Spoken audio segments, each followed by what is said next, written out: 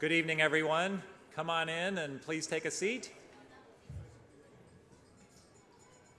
We're going to get started here in just a minute.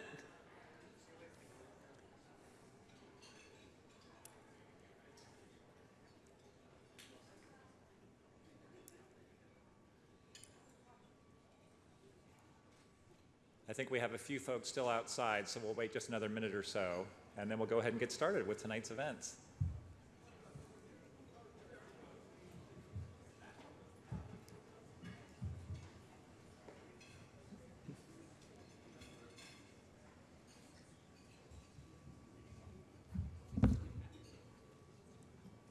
All right, so why don't we go ahead and get started? My name is Michael Chotis. I am the Associate Administrator for Entrepreneurial Development at the SBA. I wanted to welcome everyone to tonight's events and the kickoff of the Small Business Week events in Washington, D.C. During the course of the week, we have had a series of truly remarkable events across the country, and it has been an incredible opportunity to celebrate all of the things being done by small business across the country to provide counseling, mentoring, matchmaking opportunities, information about how to expand and grow and create jobs. And it's been just a remarkable way to participate in all of the ways around the country that small businesses connect with the Small Business Administration. So with that, I wanted to say welcome everyone this evening. It is an honor to be here and to be helping along as we move things forward tonight. I want to say, first of all, I urge you to spend the rest of the evening networking and having a good time. To start off our evening, I'd like to welcome our sponsor of the evening, Patrick Gerard, Staples Regional Vice President for Sales and Operations, and please help me welcome Patrick.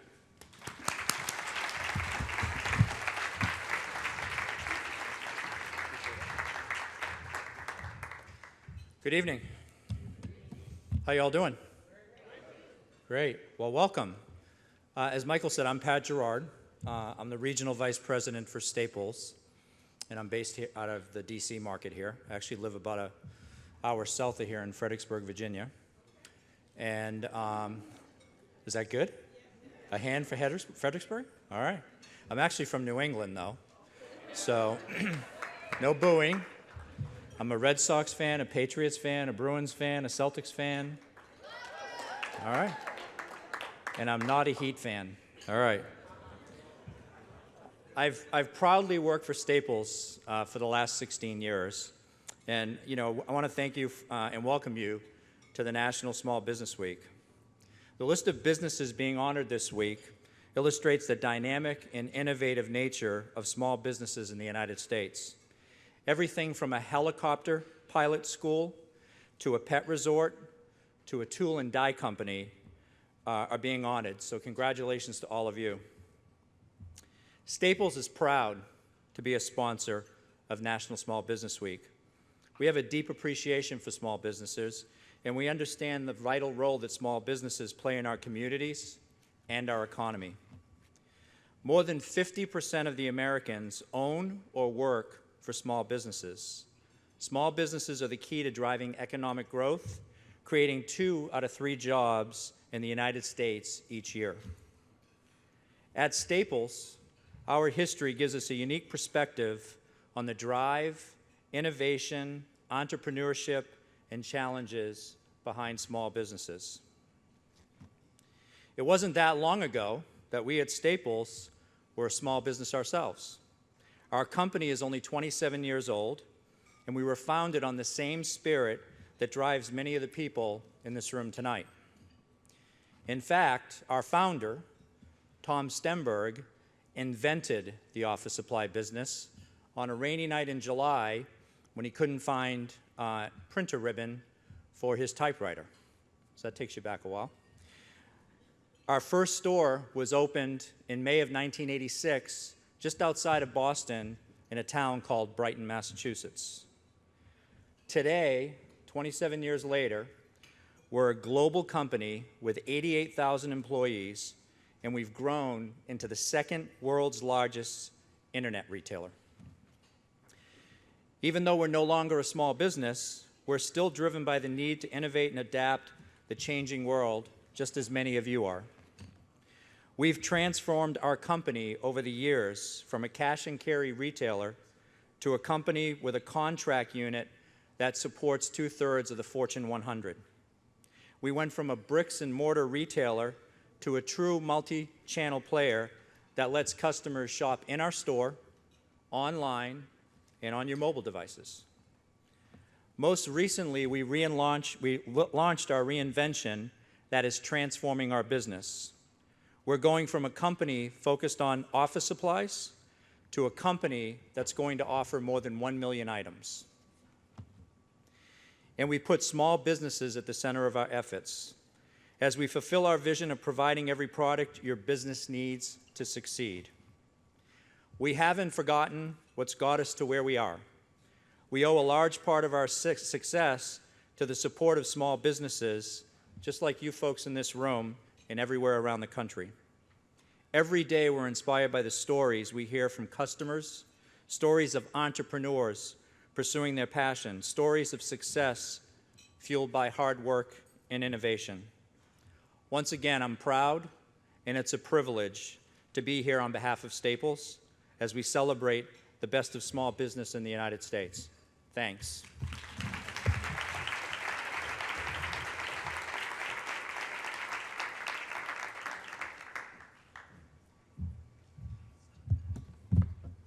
Thank you, Patrick. Now I'd like to, I have the special honor of introducing and saying a special thank you to the administrator of the SBA, Karen Mills. Karen Mills has been traveling around the country this week, as I said, meeting small businesses in Seattle, Dallas, Pittsburgh, and St. Louis, and engaging with them about the things that matter to them most and highlighting the things that we can do to help them start and grow. I am also going to be introducing Jack Dorsey, CEO and co-founder of Square. Perhaps we can have Administrator Mills and Mr. Dorsey come on up and take their seats. I also have the privilege tonight of introducing 3 small business owners who are going to participate in the panel discussion with Administrator Mills and Mr. Dorsey.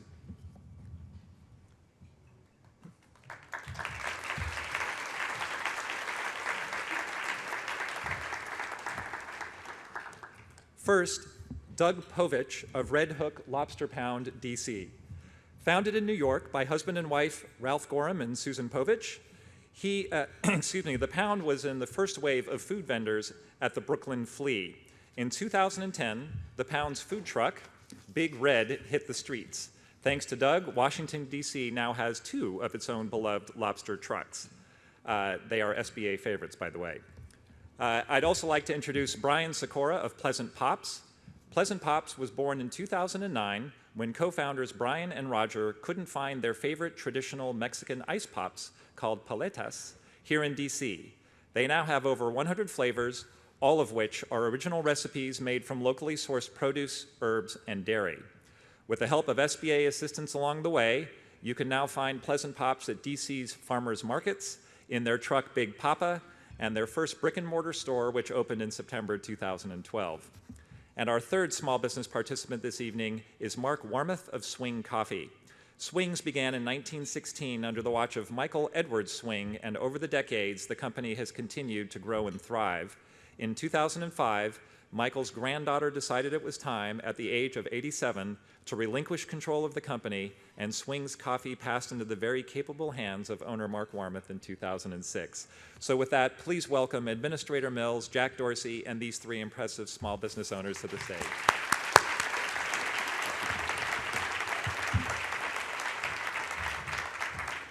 Well, thank you very much, and happy Small Business Week to everyone.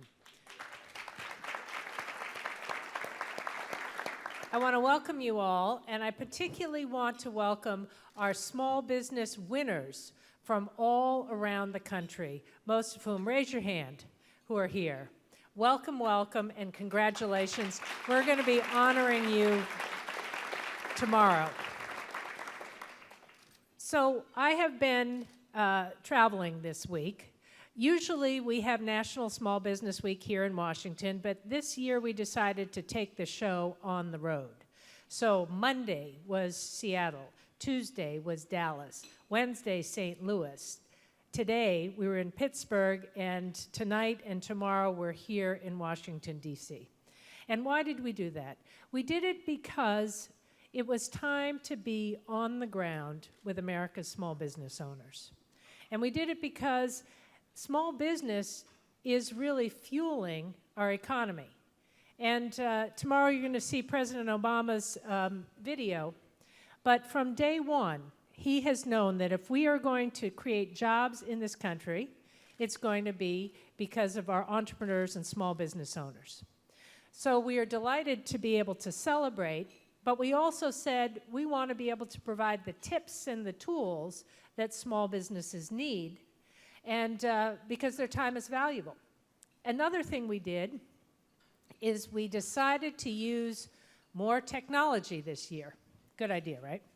And we decided that if people couldn't come to those cities, we would make sure they could still see some of the tips and tools by live streaming. And we have had literally thousands and thousands of people with us all week over the live streaming.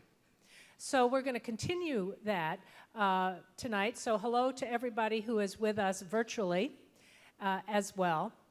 And I want to talk a little bit for a minute about technology.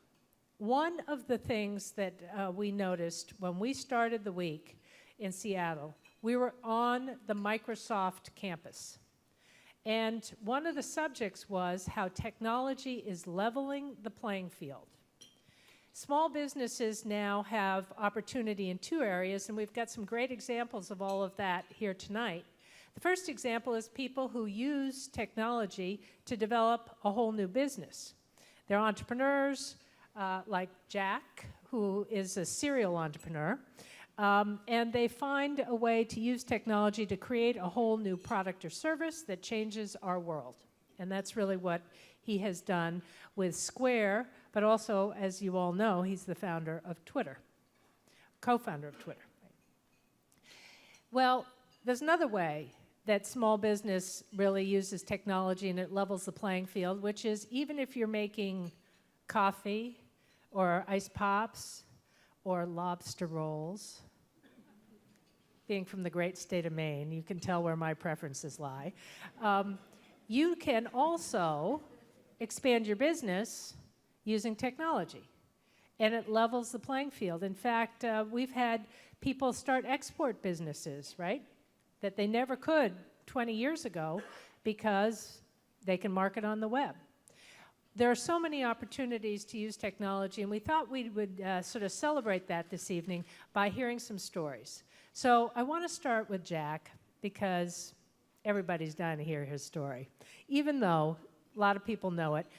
Tell us about becoming a serial entrepreneur. How did you decide that you were an entrepreneur? How did you start this business? And how did you start so many successful businesses kind of in sequence? Well, first of all, thanks for having us. It's going to be a fun conversation. I guess I never really thought about being an entrepreneur. I never thought about building a business. I, in fact, never wanted to be a programmer when I was growing up. But I had some ideas. I really fell in love with cities because of my parents. My parents lived in the city of St. Louis, Missouri, and they stuck by the city as people were moving out of it to the suburbs. And I developed this fascination with how the city worked. And I just wanted to see it. I wanted to see what was happening in every part of the city. And in order to do that, I needed to learn how to program because I got this computer when I was 8 years old. It was a Macintosh. We got an IBM PC Junior a few years after that, and I did whatever it took to make what I wanted to see work. And that involved programming, that involved learning math, that involved learning about graphics.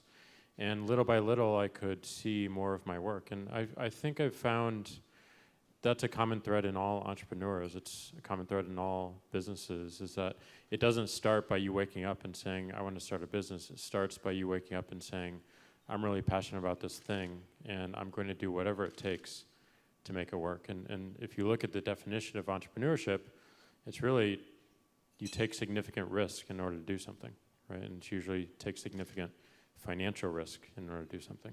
And some of this I learned from my parents. My father, when he was 19 years old, this is a good story, and then I'll move on. But my father, when he was 19 years old, started a pizza restaurant with his best friend, and they called the pizza restaurant Two Nice Guys. And it started doing really well in St. Louis, Missouri, and they needed to hire some wait staff. And they made one rule between the two best friends, and to provide to make sure that the friendship stuck, and also the business would thrive. And the rule was that they would not date any of the wait staff they would hire. So the first person they hired was my mother, and my father fell in love with her and went to his best friend a week later and said, "I broke the rule. I fell in love with Marcia. The business is yours," and I was born 10 months after that. So it started from an entrepreneurship story, and I guess that's always influenced me as well. I knew there would be some good stories on that. Let's turn to our panel. And let me start with Doug. Lobster rolls. How, I understand that you're a lawyer, but Unfortunately. You also have a food truck. Now, how do you divide your time between being a lawyer and the food truck, and which career is winning? That's an obvious answer. I've been a lawyer for over 25 years, and right about at the 25-year mark, which was 2.5 years ago, my cousin, Susan, called me and said, "You have any interest in expanding our business down to D.C.?" And I said, "Well, I'm a full-time lawyer. You know, how am I going to do that?" And she goes, "I don't know, you figure it out." So I had a friend who was in the food service business. I said, "I don't really want to start a restaurant, but this food truck idea seems really cool." And so lo and behold, he left his good, well-paying job and said, "Sure, I'm happy to help you out with this." And we opened in August of 2010 at Farragut Square here in town with literally 300 people in line at lunch for lobster rolls. And at that point, I think I said, this law thing is not long-lived. Exactly. Now, let's talk a little bit about the SBA for a second. I know that several of you started with an SBA loan. So, Brian, I think you've got one going. Tell us how that fits in. And, Jack, you might jump in, because I think you have some SBA history as well. Yeah, so when Pleasant Pops started 3 years ago, we didn't have really any capital. We had both just graduated college a couple years before, and we bootstrapped it from the beginning. Our first popsicle cart was about $2,000, and our first popsicle molds we bought off Amazon for $150 or so, and we thought we were big time. We thought we had really made the investment we needed to build this business. And then fast forward a couple years later, 7 farmers markets later, a food truck later, we needed to open a store, and we realized, wow, that's a lot more than a popsicle cart and a couple molds. And that's where the SBA was really helpful and instrumental in opening the store, because it involves a lot of equipment, construction, things we had never done before. So I think, along the way, with the startup capital, you can bootstrap it for a few years. We also did a Kickstarter campaign, which was extraordinarily successful. We raised $13,000 on day one. So that, in combination with the SBA loan that we received, allowed us to open our store this past September. That's great. And Jack, you said that you had some SBA history as well. Well, I've always been interested in the interface between starting something, an organization, starting a company, and the government. And I think what we need more and more of, it's just so hard to start anything. You have a bunch of people. Not only is it hard to start, but you have people telling you no constantly. And the SBA represents a simple interface into government, which enables you to navigate more and to really go through some of those hurdles and some of those barriers. I think what we all need to do, though, is make sure that we're constantly giving feedback in terms of, well, there's actually some friction here and this doesn't really make sense, and we need to improve this, because it actually improves it for everyone, right, as well. So I think the more we can focus on simple interfaces into our government, we can move faster and we can do more impactful things in the world. Mark, tell us about your business and also your SBA history. Now, you've got one of the oldest businesses, but you've just taken it over. Yeah, I'm the owner of the M.E. Swing Coffee Company. Swings has been around for 97 years, and prior to my purchase of Swings in 2006, I owned a commercial bakery. I bought a small bakery, and that was my initial foray into entrepreneurship. When I bought the business, the first business, the bakery, my father was also an entrepreneur as well, and at his urging, he suggested I take out an SBA loan. It's an easy entry into financing a business, and the benefit of having that type of a credit rating or building your credit score as you go is extremely beneficial. One of the hardest things for a small business owner to do is to obtain capital to finance your business. And so as you go, if you can build a credit rating and pay the loan off on time, it's much easier to obtain additional funding down the road, which helped me with the purchase of Swings several years later after selling the bakery business, having a higher credit score than previously. Because you paid back that SBA loan, right? On time, yes. Yeah, it's good. Well, all of you, I believe, are using some kind of technology. Jack, do you want to talk a little bit about, do you all use Square? Yes, we do. All right. Well, food trucks, definitely. Taxi drivers, where else have you seen Square? Just about everywhere. Talk a little bit about Square, and then maybe you guys can talk about Square and other technology that you use in your businesses. So our mission at Square is pretty simple, which is to make commerce easy. And there's a lot of payment companies out there, and there's a lot of people focused on payments, but it turns out that no one really wants to pay, right? No one wants to think about paying. They want to think about commerce. And commerce is, the definition of the word is the activity between buyers and sellers. And it's very similar to conversation, it's very similar to communication, but somewhere along the line, commerce became more abstract, it became harder, more friction, harder to understand, whereas communication always gets easier, frictionless, and more people can participate into it. So we asked the very simple question of why can't commerce be as free and easy as communication? Because it is a social thing. And all these businesses you see before you are making a very, very social interaction. Every single transaction is a conversation, right? It just happens to have another form of value, which is a monetary value instead of an information value, and you find typically in communication conversation. So that's the basis of what we do. We started by recognizing the fact that no one is carrying cash anymore, or checkbooks, and they're all paying with plastic cards, and they want to use them everywhere. Yet a lot of small businesses and individuals were left out of processing credit cards because it was just way too hard. You had to go and get a credit check to accept credit cards, which doesn't make sense to anyone because people are giving me money. Why do I need to get a credit check? I'm not spending the money, they're giving me money. So we looked at that and we said, how can we make that simple and how can we make it easy and turn a 1-week process into a 2-minute download and a sign up where we give you a free credit card reader, and we also charge a simple rate, which is 2.75%, and the money goes in your bank account the very next business morning. So that was revolutionary because a lot of businesses, even today, have to face this interchange where they pay anywhere from 1.79 to 10% to accept a credit card, depending on the card that the payer uses, right? And most merchants don't even know that they're doing this. They're told they're going to pay 1.79%, and then there's an asterisk there. And the asterisk says for qualified cards only, right? So we simplified the pricing, we simplified the application, we simplified what it meant to actually accept payments, and that resonated with people.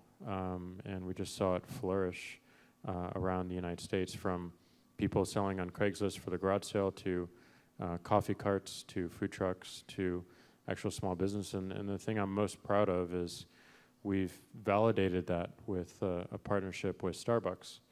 And Starbucks is using Square in 7,000 of their stores in the United States, and it's the exact same tool that our individuals are using. So technology truly does level the playing field in this case. And it means that you can compete on merit of idea and merit of product instead of access to technology, because everyone has access to the same technology. So it's just a question of how much your passion drives you and your motivation. And that's a beautiful thing to me. So let's hear from some of the users.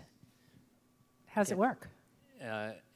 Frankly, I always say that my business would not be in business were it not for two things: Twitter and Square. And this gentleman's responsible for both of them. And the Lobster, right? And Lobster.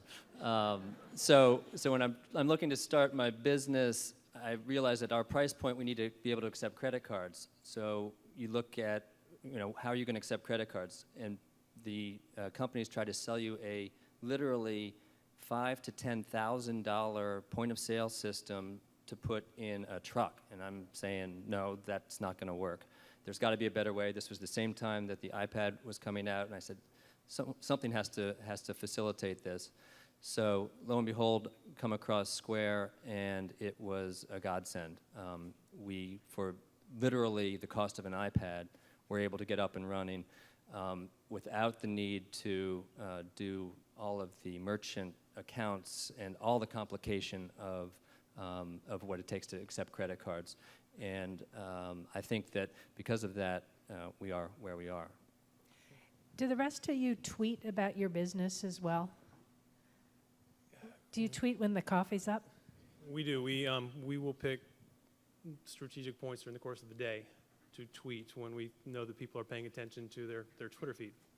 And we try to post not just information about us, like, look at me, this is what I'm doing, but we try to engage our customers and make sure that we're acknowledging our wholesale customers, what they're doing with their businesses, because it's important to build a community between your customers and yourselves, and not just focus the attention on my business, but how can I expand my business by focusing on the successes of my customers. And periodically, we'll just engage in conversation with those customers. They come in for a cup of coffee and they flash a picture about the latte artwork of the latte they received or the good cup of coffee they had. So your customers are tweeting about the latte. That's the point, is to engage in conversation, to get them to do more talking about it than us. One thing I might say about Square, though, is that a year ago, the folks from Square came out and paid us a visit at our shop on the corner of 17th and G. It's a very busy coffee shop near the White House. And we had just invested in one of those $5,000 point-of-sale systems and weren't ready to switch over to Square. Most recently, a month ago, we opened a coffee bar and a new roastery in Alexandria, and we gave Square a shot. And within a few more months, I'm going to be switching over to Square in my shop downtown, because it's really pretty amazing what it can do. And what's really exciting about it is the customers that walk in and the feedback you get when they see the iPad on a stand, and it's a very engaging way to get money from customers, which is kind of fun. They like it a lot. Well, I can say at the farmers markets, the old credit card terminals were really prevalent 3 or 4 years ago when we got started, and you'd have to plug them in.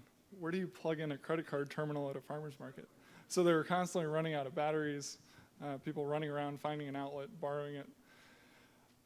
So 3 years being in business, I've seen pretty much everyone adopt Square at the farmers markets we visit. It's probably 80 or 90% in those markets.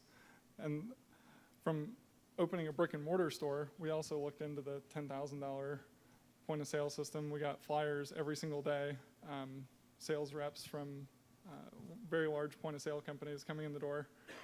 We said, well, we have an iPad that we're going to reuse, about $300 in a little wooden box that it sits in.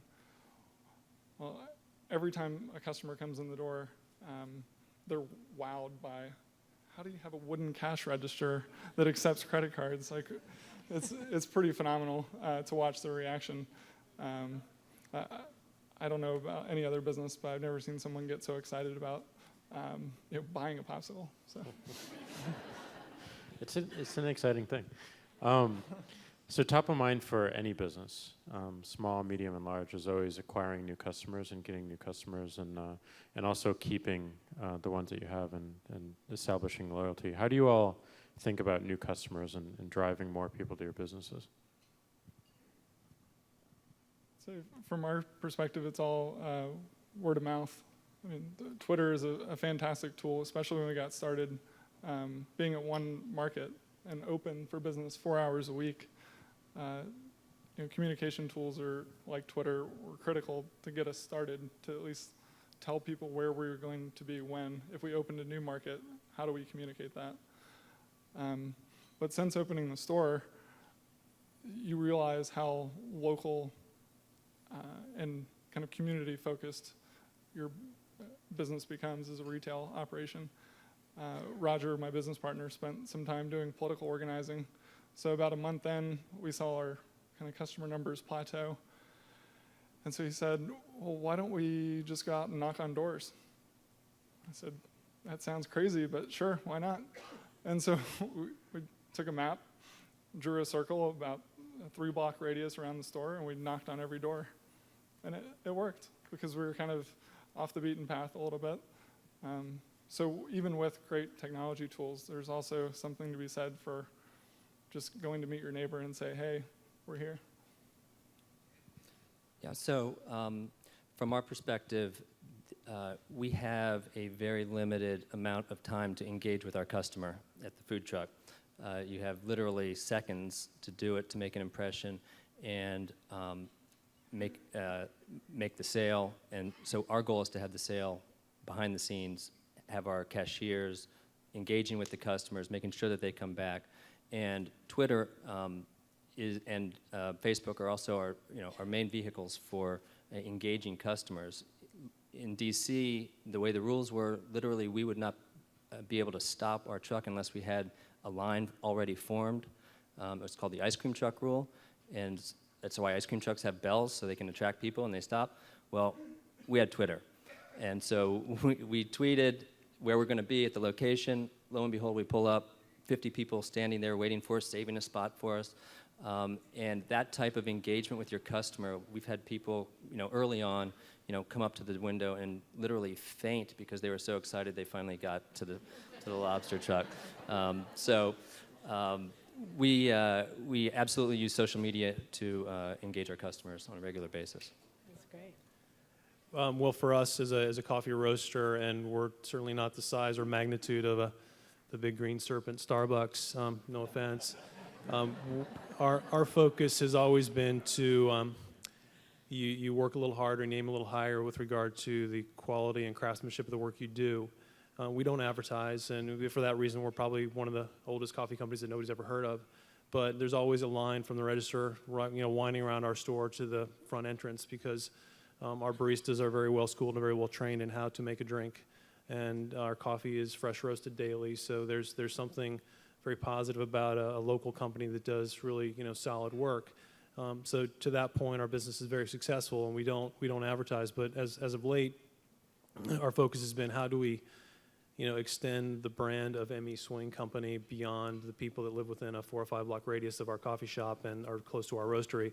So we are now heavily focused on a social media campaign utilizing Facebook and Twitter to again engage with our customers and make people aware of, oh yeah, there's this really cool coffee company that's been around forever and you've never heard of them, but go on by because the drinks are really good. And so that's going to be, for us going forward, how do we make, create this awareness of swings that has been around forever? I think sometimes if you've been around too long, you kind of blend into the background. And so we're trying to reinvent the company in a way that makes this almost a startup within the shell of a 100-year-old company.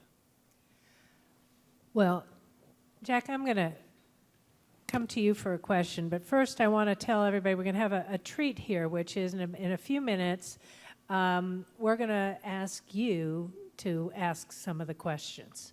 So think about your question while I ask Jack for a second. Lots of folks out there want some advice from you. You've clearly been a successful entrepreneur several times over, kind of the dream of many small businesses and entrepreneurs. But give your advice in this context. So tell them about the biggest mistake you ever made, or a mistake you might have made, and what advice you can give them from that. I think the biggest realization I've had over my life is how important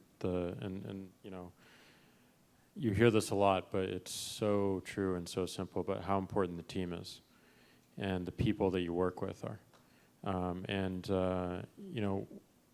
we kind of see this directly, and the way I've been thinking about it most recently is if you have an issue in your company, if you have two divisions who are not talking together, if you have two people who just can't get along, that friction will manifest in the product itself, right? Your customers will see that friction, and that means you're putting your company's issues, your issues, before your customers, which is just rude and selfish.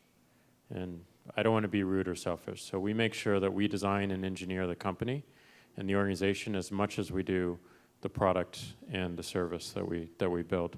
And this has come true again and again and again. We, in the early days of Twitter, we were growing very quickly, but we were also going down all the time. We had a lot of service issues. And the real cause of that is because our engineering staff wasn't talking to our operations staff enough and in the right way. It became a communications issue, which was funny because we were building a communications company, right?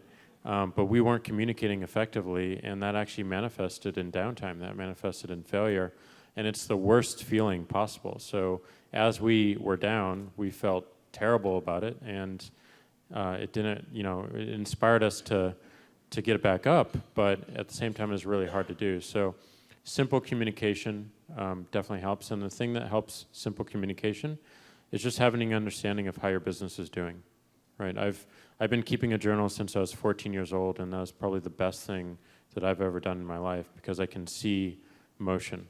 And we do the same thing for the business. You want to record everything. You want to have a sense of how things are doing. Very simply, how many cappuccinos are you selling today? How many lobster rolls are you selling today? Very simple data that allows you to make decisions and allows you to make the choice whether you want to stay more of a lifestyle. My mom had a coffee store when I was young, and she wanted 3 employees, and that was it. She loved it. Or you want to go around the world. And it's all dependent on the data and the team and the people that you're working with, and then your ambition and your drive. So that was probably the biggest mistake, is not focusing on the team enough. And I imagine all of you have some growth plans in mind. Do you each have a mentor or somebody that you work with on your business plan and your growth plan on a regular basis? Because if you don't, I've got a opportunity for you.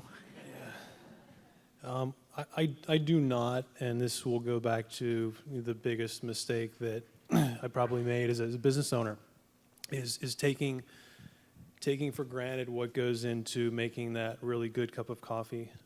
You go to your coffee shop in the morning, if it's really good, you don't appreciate the craftsmanship that the barista puts into every drink. And there's a lot of skill and training that goes into teaching that barista how to make that drink.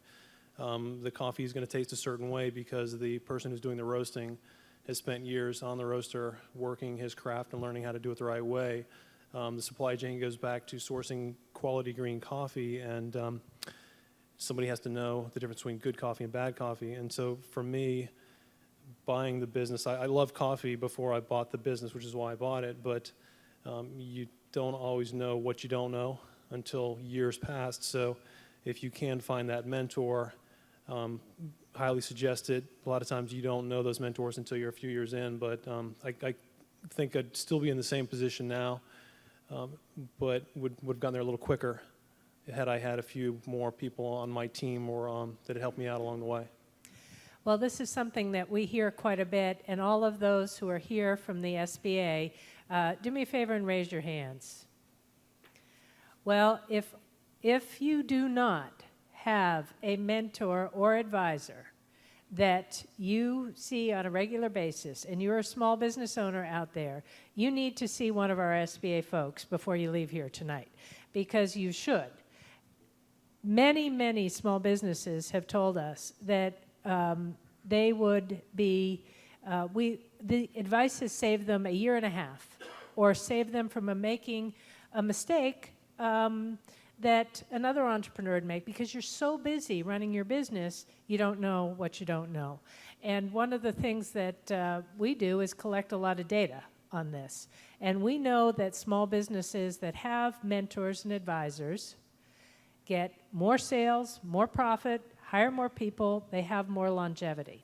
So go to sba.gov if you are watching us on the live feed, and you can put in your zip code, and you can get the names and numbers of the SBA folks near you. The best news about it, it's free.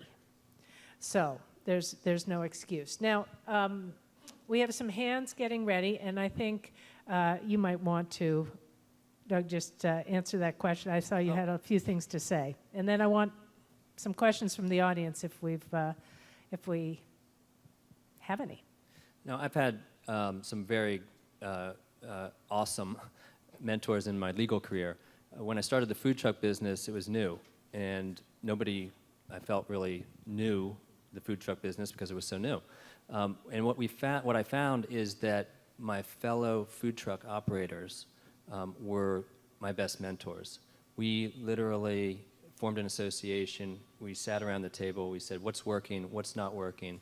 And it has been kind of mentor by committee, if you will, and it's worked really well. It's like a small business cluster. This is something we've started at the SBA, and we find that small businesses, when they cluster together, they actually have more power, and they do end up sharing best practices and mentoring each other. Well, does anyone in the audience have a question right down here in front, and then a couple in the back afterwards? I think you guys can hear me, actually. I have two questions. I'm going to Thanks. let you do that, and then we'll repeat the question for the live feed. Okay. Two questions. How did you advertise to get 300 people there your first day? And then what was your Kickstart program? So how'd you get 300 people there the first day, and what was the Kickstart program? Right, so we've never advertised at all in formal print media or anything like that. We approached the food bloggers in the area. We got them interested in our opening, our grand opening. It was delayed, not for strategic reasons, just for mechanical reasons. And by the time we opened, there was such a buzz about our business that they showed up. Simple as that.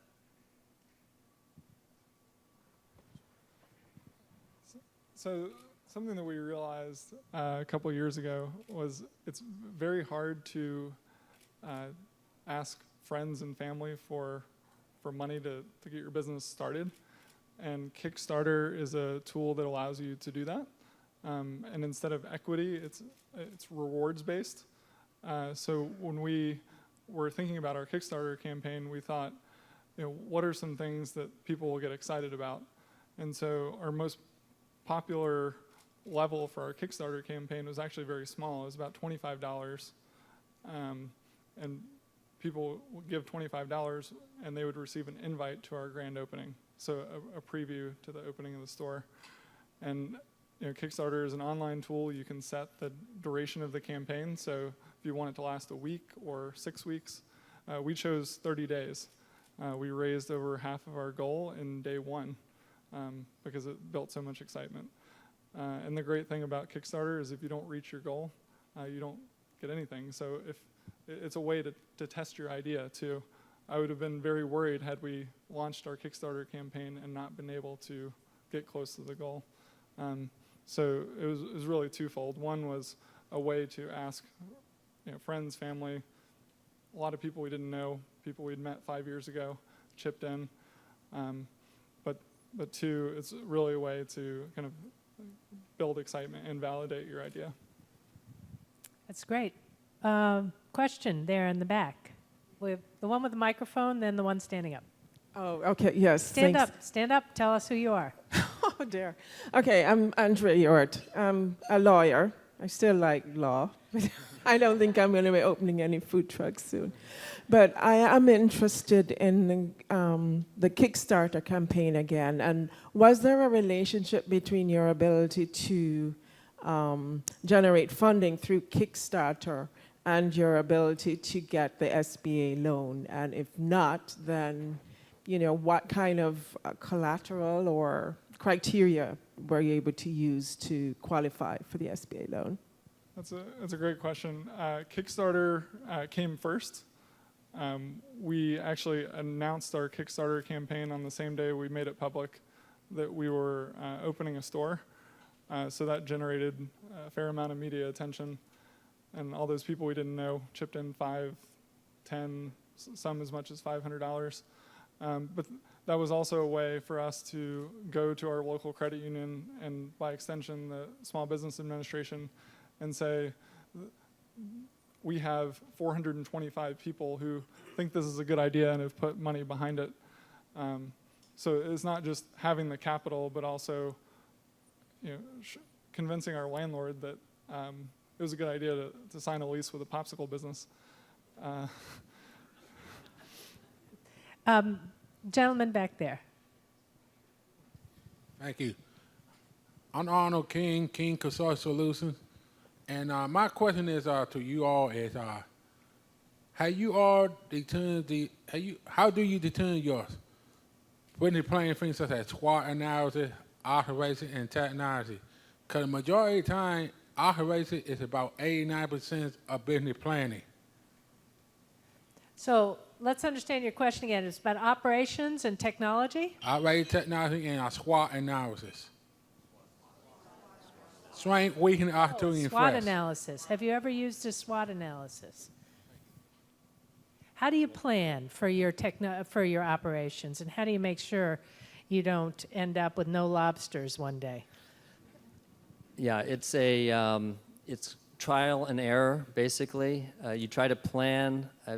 Everything I knew about small business, I said you need to plan and think about this, and all of that was kind of out the window after the first day. So you do trial and error. You try to collect data, as Jack was saying, and know what you're doing right based on that. But the production piece of it is critically important. We have a very valuable product inventory. If it's fresh, it has a short shelf life. If we don't manage it very well, we can be out of business pretty quickly. Like I said, it is art and science, mostly art at this point because of all the variables involved. We do try to track those, but don't always get it right.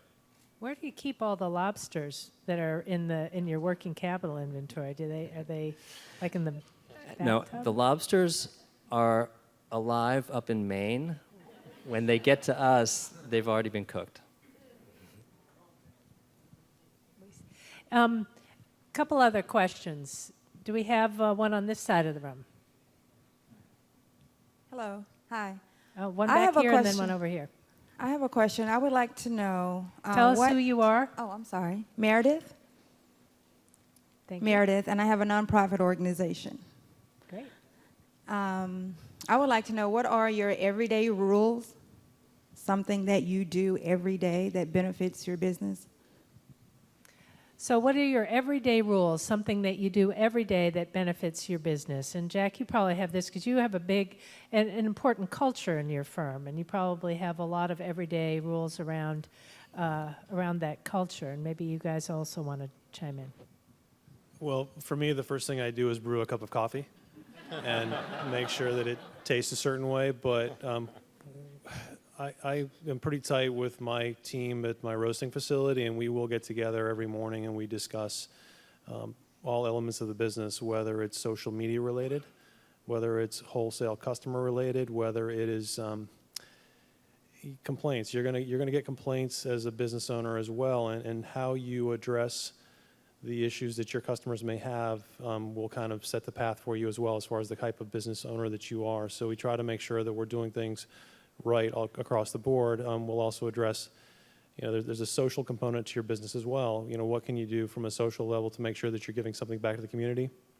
And so that's things that we address on a regular basis to make sure that we're doing things the right way and we don't get calls from angry customers or people knocking on our door with issues. And it seems to be working fairly well for us right now.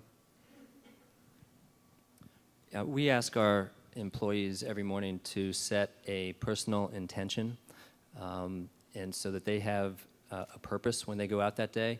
We think that the business on purpose is really important. For example, our grill person might say her intention is not to burn any buns today. The cashier might say, I'm going to try to make 10 people smile when I interact with them. The expediter might say, I'm going to get our roll per minute count up to 3. And it has a really profound effect, I think, on not only our business, but also on our employees' One of the things that's been most successful for us is we have a very, very transparent culture and very transparent company. And one of the things that we do every day is every single meeting that we have in the company, someone takes notes, and those notes are sent to the entire company. So in Square's case, that's 550 people, and they all have access to the same information that everyone has, which works to keep everyone on the same page, but also we get all these new diverse perspectives, and it makes people think in different ways, and that creates a lot more creativity in the organization. So keeping people on the same page, keeping people on the same purpose, and just making sure that everyone sees that has been the most transformative for us. Well, after making coffee and checking the temperature of the freezers, I've become an amateur mechanic in the process, making sure our pops don't melt. But I'm a big believer in quick standing meetings. It's a way, we spend a lot of time on our feet making pops, but it's also a great way to meet. No one gets too comfortable, and I think it's a good way to keep checking in with the team throughout the day. That's good to know. We also at the SBA have stand-up every morning in my office because if they stand up, it's 15 minutes. If they sit down, it's half an hour, right? I think what I'm going to do is ask the panel for any last thoughts for our small businesses and entrepreneurs out there as we come to the end of Small Business Week. Word of advice, quick word of advice. Quick word of advice is that there are opportunities everywhere. I would say most of our best opportunities have just come from talking to folks at the farmers market, finding out what they do or why they're interested in what we do.